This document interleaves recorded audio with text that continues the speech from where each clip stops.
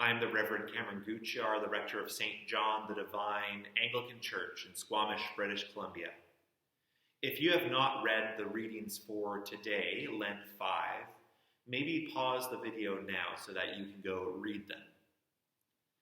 The readings for today are Ezekiel 37, 1 to 14, Psalm 130, Romans 8, 6 to 11, and John 11, 1 to 45.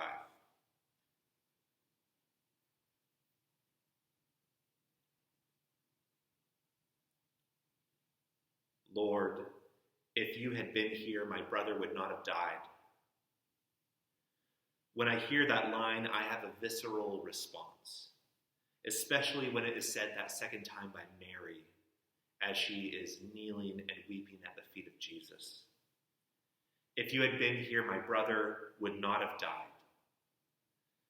The question, the accusation I hear in those words are, where were you? Where were you? You could have been here. You should have been here. Why didn't you do anything? Why didn't you help? Jesus loved Mary and Martha and Lazarus. And so I imagine what it must have been like to be Jesus. And my heart breaks. I understand why Jesus wept. I understand why Jesus felt greatly disturbed. I also understand what it is like to be Mary, perhaps even more so. If you had been here, my brother would not have died. Where were you? Where were you, Jesus? I wonder what she might have been feeling at that moment. Anger, despair, grief. Did she feel betrayed and let down? Was her heart breaking within her? I don't need to wonder very far, because I feel that I've been in that situation many times before. Where were you, Jesus? If you had been here, God, things would have been different. Why didn't you do anything? I think that this is a place where most, if not all of us, have been, whether because of loss or illness or heartbreak or some other kind of disaster. When you are angry at God's inaction, when you feel the profound absence of God. And these feelings, these questions go to some of the deepest and most primal theological questions that we have. Why do bad things happen? Why are things so unfair? How could you let this happen, God? Why? In a time of pandemic, these questions will be asked more and more. And so I think it is important that we face them. First, there are a few things I would like to name. The first is that this virus and its wider effects are not divine punishment.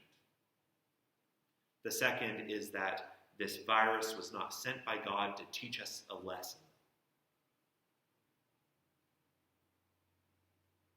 Why is this happening? Why do bad things happen? I don't know. And I think it is important to be able to say that I don't know. We can't always make sense of what seems so senseless. We can't, and maybe even shouldn't, try to rationalize away our pain and fear, or worse, the pain and fear of others. However, it is still okay to ask that question. Why? Where were you? It is still okay to feel angry and sad and brokenhearted, even towards God.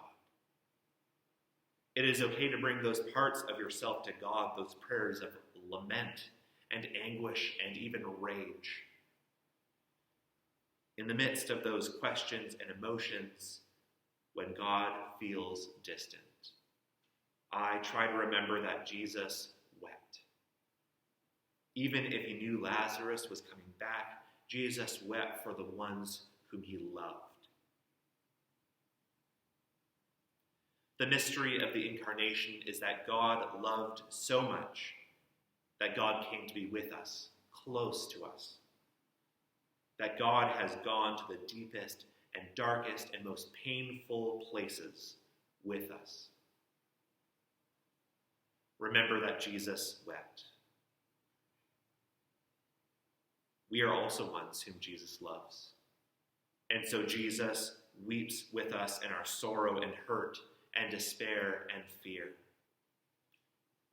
God is with us and has promised to never leave us or stop loving us, even when we ask, "Where were you?"